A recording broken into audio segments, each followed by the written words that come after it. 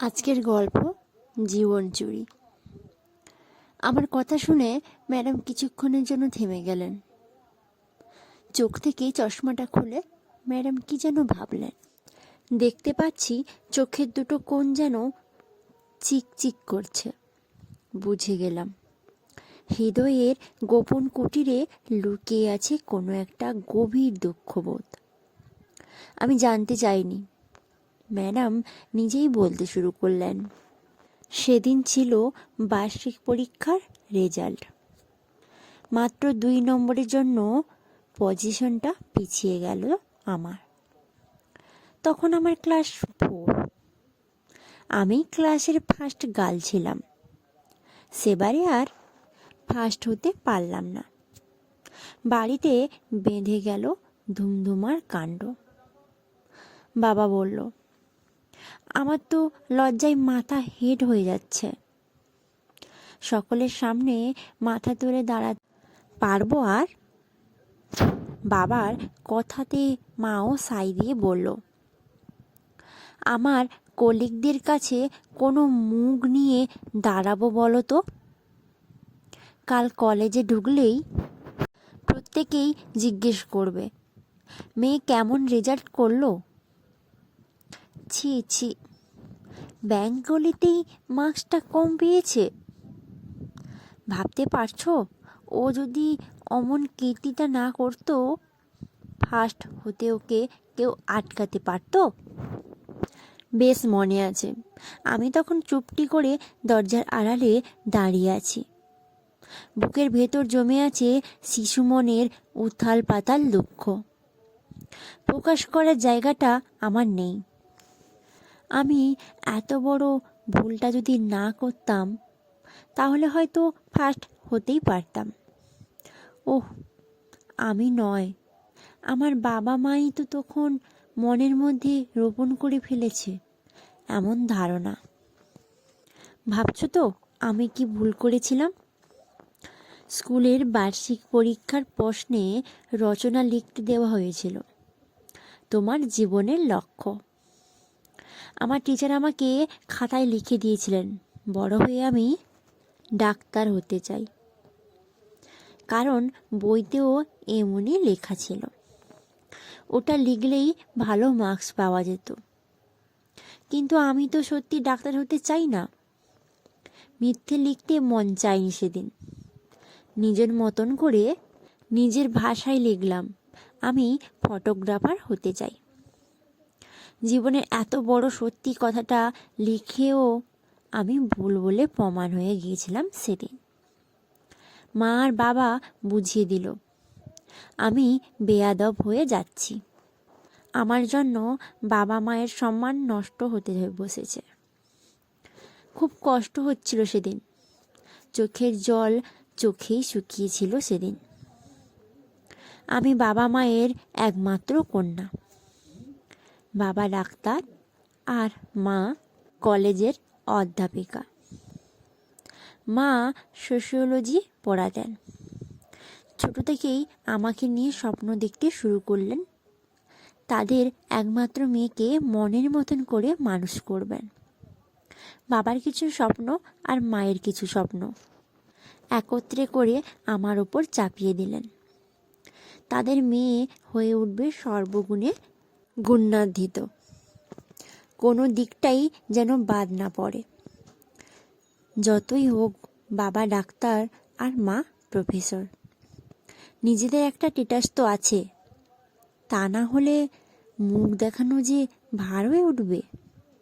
বাবা চান মেয়ে সুইমিং ক্লাসে যাক, ছবি আঁকা শিখুক। আর মা চান মেয়ে নাচ গান আর কম্পিউটার শিখুক। আর সেই সঙ্গে পড়াশোনাটাও করতে হবে। এমনভাবে পড়াশোনা করতে হবে যেন আমার আগে কেউ না থাকে, অর্থাৎ ফার্স্ট হতে হবে। সেই দম দেওয়া ঘড়ির মতন। সোমবার থেকে শনিবার বিকেল পর্যন্ত পড়াশোনার জগৎ। শনিবার বিকেল থেকে রবিবার রাত পর্যন্ত নাচ গান, ড্রয়িং ক্লাস, সুইমিং ইত্যাদি। আর আমি আমি কি চাই, কি করতে ভালোবাসি সেসব না দেখলেও চলবে। শনিবার বিকেল থেকে রবিবার রাত পর্যন্ত সময়টুকু ছিল আমার কাছে বিভীষিকা। রবিবারটা নাকি ছুটির দিন, কিন্তু আমার কাছে সেটা ছুটির দিন কোনো কালেই ছিল না। খুব ইচ্ছে হতো রবিবার সকালবেলা দেরি করে ঘুম থেকে উঠব। সকালে ব্রেকফাস্টে মা গরম গরম ফুলকো লুচি আর আলু ভাজা দেবে, আমি মনের সুখে খাবো। টিভিতে কার্টুন দেখব, দুপুরে চিকেন বা মাটন, তারপর একটু জমিয়ে ঘুম। তারপর বিকেলবেলা বাবা মায়ের সাথে ঘুরতে যাব। সন্ধ্যাবেলা টিভি দিয়ে মুখ গোজা, আর রাতে শান্তিতে ঘুমোবো। না, কোনো দিন পাইনি এই রবিবারটা। বাবা মায়ের স্বপ্ন পূরণ করতে গিয়ে নিজের শৈশবটা হারিয়ে ফেললাম। রবিবার সকাল হলেই মা নিয়ে চলে যেত গানের ক্লাসে। গান শেষ তো একটু সুইচ খাটিয়ে নিয়ে ছুটলো আঁকার ক্লাসে। তারপর বাড়ি এসে লাঞ্চ করিয়ে সুইমিং ক্লাস, তারপরে নিয়ে চললো কম্পিউটারে। মনে পড়ে রবিবারের বিকেলগুলো। সুইমিং করে ফেরার পথে দেখতাম বস্তির ছোট ছোট ছেলে মেয়েগুলোকে, তাদের মা কত পরব যত্নে খাইয়ে দিচ্ছে ওদের। ধুলো কাদা মাখা পোশাক পরেও মুখে কত হাসি। মেয়েগুলোকে চুলটা সুন্দর করে বেনুনি করে দিচ্ছে ওদের মা। কি সুন্দর বেনুনি পিঠের ওপর পড়ে আছে, আর আমি হাঁ করে তাকিয়ে দেখতাম। আর দেখলেই মা ভীষণ বকতো। মনে মনে কষ্ট পেতাম, কারণ আমার তো ছোট চুল, বড় চুল রাখতে দেয় না আমার মা। আমার ভালো লাগতো প্রাকৃতিক নানা রূপ দেখতে। কদিন অবাক হয়ে দেখছিলাম সূর্য ডোবার দৃশ্যটা। সূর্যটা ডুববে ডুববে, সেই সময় এক ফালি কালো মেঘ এসে পুরো সূর্যটাই ঢেকে দিল।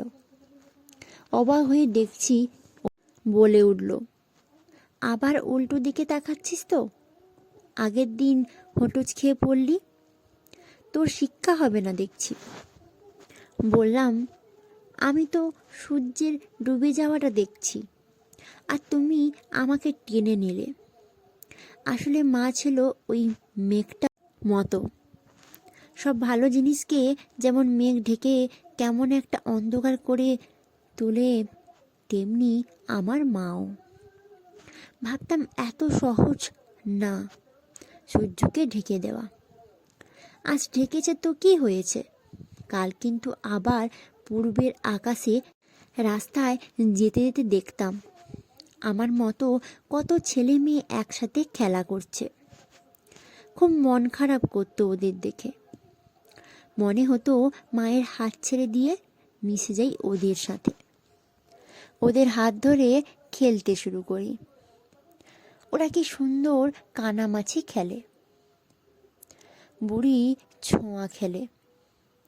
আমি কোনোদিন এমন সুযোগ পাইনি। তারপর যেদিন বকগুলো ডানা মেলিয়ে নীল আকাশের বুকে ভেসে বেড়াচ্ছিল, মুগ্ধ হয়ে তাকিয়ে দিয়েছিলাম আর ভাবছিলাম, একটা ক্যামেরা থাকলে বন্দি করতে পারতাম ওদের। মাকে ডেকে বললাম, মা দেখো দেখো, ওরা ডানা মেলে কেমন ভেসে বেরোচ্ছে। কত স্বাধীন বলো, যেখানে খুশি যাচ্ছে। একটা ক্যামেরা কিনে দেবে, ওদের ছবি তুলব। কথা বলতে মা বলেছিল, এসব দেখে কাজ নেই, সময় নষ্ট না করে মন দিয়ে পড়াশোনা করো। জানালায় বসে দেখলাম গাছের পাতায় বৃষ্টির টুপ টুপ করে জল পড়ার দৃশ্য। সে অদ্ভুত ছবি মনের ক্যামেরাতেই ধরে রাখলাম। কিন্তু এসব নাকি ফালতু জিনিস, বাবাও বলতো। মনে হতো সারাদিন ছবি তুলি। বাবাকে বললাম সে কথা। বাবা বলল, বড় হয়ে ডাক্তার হতে হবে। এই অবাস্তব ভাবনাগুলো মন থেকে বের করে দাও। আমার ইচ্ছের মূল্য বাবাও দিল না, মাও শুনল না। বাবা মা আসলে যা চাইছে ওইগুলো আমার মনের কথা কি না? আমি আসলেই এমনটাই চাইছি কি না? আমার থেকে জানতে চাওয়া হলো না আমি কি করতে ভালোবাসি, সেটা বোঝাতে গিয়েও ব্যর্থই হয়েছিল বারবার। ভালো মার্কস, ভালো রেজাল্ট, বড় ডাক্তার হওয়া, সব কিছুর জন্য কি নিপুণ অভিনয় করতে হচ্ছে আমাকে? অথচ ওই আমিটা আমার না। এই মেনে নেওয়াতে যে আমি নেই, সে কথা কে বুঝবে? আজকে এই পর্যন্ত। অন্তিম পর্ব নেক্সট ভিডিওতে শুনতে পাবেন। যদি আপনাদের আমার পাঠ করা গল্পগুলো ভালো লেগে থাকে, অবশ্যই লাইক, শেয়ার অ্যান্ড কমেন্ট করবেন। আর সাবস্ক্রাইব করতে ভুলবেন না। ধন্যবাদ।